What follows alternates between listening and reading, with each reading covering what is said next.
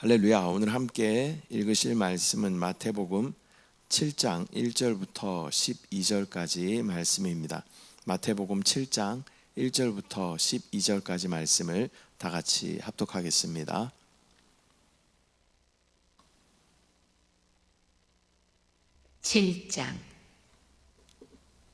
비판을 받지 아니하려거든 비판하지 말라. 너희가 비판하는 그 비판으로 너희가 비판을 받을 것이요, 너희가 헤아리는 그 헤아림으로 너희가 헤아림을 받을 것이니라. 어찌하여 형제 눈 속에 있는 티는 보고 내 눈 속에 있는 들보는 깨닫지 못하느냐?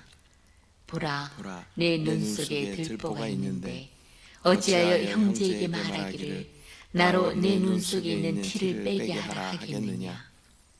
외식하는 자여, 먼저 내 눈 속에서 들보를 빼어라. 그 후에야 밝히 보고 형제 눈 속에서 티를 빼리라. 거룩한 것을 개에게 주지 말며 너희 진주를 돼지 앞에 던지지 말라. 그들이 그것을 발로 밟고 돌이켜 너희를 찢어 상하게 할까 염려하라. 구하라, 그리하면 너희에게 주실 것이요, 찾으라, 그리하면 찾아낼 것이요, 문을 두드리라, 그리하면 너희에게 열릴 것이니, 구하는 이마다 받을 것이요, 찾는 이가 찾아낼 것이요, 두드리는 이에게는 열릴 것이니라. 너희 중에 누가 아들이 떡을 달라 하는데 돌을 주며 생선을 달라 하는데 뱀을 줄 사람이 있겠느냐? 너희가 악한 자라도 좋은 것으로 자식에게 줄 줄 알거든 하물며 하늘에 계신 너희 아버지께서 구하는 자에게 좋은 것으로 주시지 않겠느냐? 그러므로 무엇이든지 남에게 대접을 받고자 하는 대로 너희도 남을 대접하라. 이것이 율법이요 선지자니라. 아멘. 할렐루야. 오늘은 마태복음 7장 1절부터 12절까지 말씀 우리가 함께 읽었습니다. 사람은 누구나 다른 사람을 평가하고 비교하는 그러한 습관을 가지고 있죠. 그러나 예수님은 오늘 본문을 통해서 남을 판단하지 말라라는 말씀으로 우리 가운데 말씀하여 주시기 시작합니다. 그리고 우리의 삶이 사람을 정죄하는 데 집중되는 것이 아니라 하나님을 향한 기도와 또 믿음 속에서 있어야 함을 강조하십니다. 또한 마지막으로 남에게 대접을 받고 싶은 대로 너희는 남을 대접하라 라고 말씀하시면서 이것을 황금률이라고 이야기합니다. 신앙의 윤리적인 요약을 우리 가운데 보여주시는 것이죠. 즉 오늘 본문은 우리의 관계가 사람 중심이 아닌 하나님 중심으로 세워져야 함을 말씀하고 있습니다. 먼저 1절, 비판을 받지 아니하려거든 비판하지 말라. 예수님은 남을 판단하지 말라라고 말씀하십니다. 여기서 비판이라는 것은 옳고 그름을 분별하는 것이 아니라 정죄하고 심판하는 그러한 태도를 뜻하는 것입니다. 우리는 하나님이 아니라 피조물이기 때문에 다른 사람의 내면과 동기를 함부로 단정할 수 없습니다. 또한 옳고 그름을 분별하는 것조차도 우리가 조심해야 하는 것이죠. 그 가운데 생명의 공급과 흐름이 있는가라는 것을 우리는 반드시 기억해야 할 줄 믿습니다. 2절 말씀, 너희가 비판하는 그 비판으로 너희가 비판을 받을 것이요, 너희가 헤아리는 그 헤아림으로 너희가 헤아림을 받을 것이니라. 우리가 남을 판단하는 그 기준으로 우리도 판단받게 된다라고 말씀하고 있습니다. 남을 엄격하게 정죄하는 태도는 결국 자기 자신에게도 같은 기준으로 돌아오게 된다라는 것을 우리는 반드시 기억해야 합니다. 또한 각자 우리는 나름대로의 기준이 있는 것이죠. 그 기준으로 다른 사람들을 판단하고 정죄할 때 그것은 하나님의 위치에 내가 있게 되는 것이다 라는 것을 우리는 반드시 기억해야 합니다. 우리는 피조물이고 판단하실 분은 하나님이십니다. 이 모든 것을 주께 맡기는 것이 우리의 인간된 도리인 줄 믿습니다. 따라서 우리는 긍휼과 자비의 눈으로 다른 사람들을 대해야 하는 것입니다. 3절 말씀, 어찌하여 형제의 눈 속에 있는 티는 보고 내 눈 속에 있는 들보는 깨닫지 못하느냐. 예수님은 형제의 눈 속에 티를 보면서 자기 눈 속에 들보를 보지 못하는 어리석음을 말씀하고 있습니다. 들보라는 것은 이 건물을 가로지르는 가장 크고 긴 그 나무가 들보인 것이죠. 이 다른 사람의 작은 흠은 잘 보면서 자기 안에 있는 더 큰 문제는 외면하는 모습이 인간의 그러한 본성인 것입니다. 저와 여러분도 우리를 먼저 살피고 그 다음에 다른 사람들에게 또 의견을 제시할 수 있어야 하는 그런 영적인 지혜가 우리 가운데 있어야 할 줄 믿습니다. 4절 말씀, 보라 내 눈 속에 들보가 있는데 어찌하여 형제에게 말하기를 나로 내 눈 속에 있는 티를 빼게 하라 하겠느냐.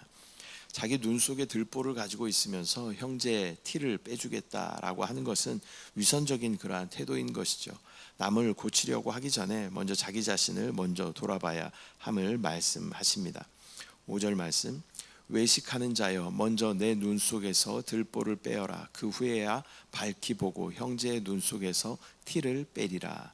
예수님은 외식하는 자여 먼저 내 눈 속에서 들보를 빼어라 라고 말씀하십니다.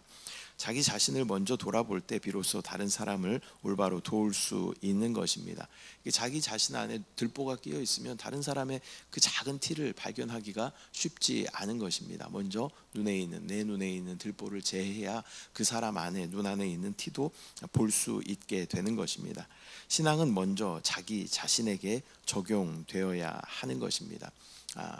또 신앙의 연륜이 많은 사람들이 쉽게 범하는 오류가 그런 오류인 것이죠. 말씀을 많이 알아서 다른 사람들에게는 정확한 기준을 제시하지만 스스로에게는 관대한 그러한 모습들이 있는 것입니다. 특별히 목회자도 마찬가지죠. 말씀에 대해서 연구하는 사람들이기 때문에 말씀에 대해서 잘 알고 있어서 다른 사람들에게 그것을 제시하기는 하지만 스스로는 잘 돌아보지 못하는 그러한 모습들이 우리 가운데 있는 것입니다. 이것을 먼저 제하고 스스로 먼저 돌아보는 것이 영적인 지혜인 줄 믿습니다. 6절, 거룩한 것을 개에게 주지 말며 너희 진주를 돼지 앞에 던지지 말고 그들이 그것을 발로 밟고 돌이켜 너희를 찢어 상하게 할까 염려하라. 이것은 좀 난제의 어떤 그러한 구절입니다. 해석하는 방법도 많이 있고 또 각자 신학자들마다 다르게 해석하는 것을 볼 수 있게 되는데요. 거룩한 것을 개에게 주지 말고 진주를 돼지 앞에 던지지 말라라는 말씀, 이것은 복음과 진리를 함부로 취급하지 말라라는 그러한 경고입니다. 또한 아무리 귀한 말씀일지라도 그것을 거부하고 짓밟는 그러한 이들에게는 더 이상 억지로 강요하지 말라라는 그러한 뜻입니다. 개에게 황금을 준다 하더라도 개는 그것을 귀한 것인지 알지 못하죠. 당장 먹을 것이 필요한 개이기 때문에 황금을 주면 어쩌면 돌이켜서 그 준 사람을 물 수도 있는 것입니다. 돼지도 마찬가지죠. 진주가 귀한 것이지만 돼지에게는 아무 쓸모가 없는 것입니다. 마찬가지로 복음이 정말 귀하고 정말 필요한 것이지만 그것을 받아들이지 못하고 그것을 보지 못하는 사람들, 알지 못하는 사람들에게 계속하여서 그것을 억지로 강요하지는 말아라 하는 것이 이 말씀의 합당한 해석인 줄 믿습니다. 지혜로운 분별이 우리 가운데 필요하다라는 말씀입니다.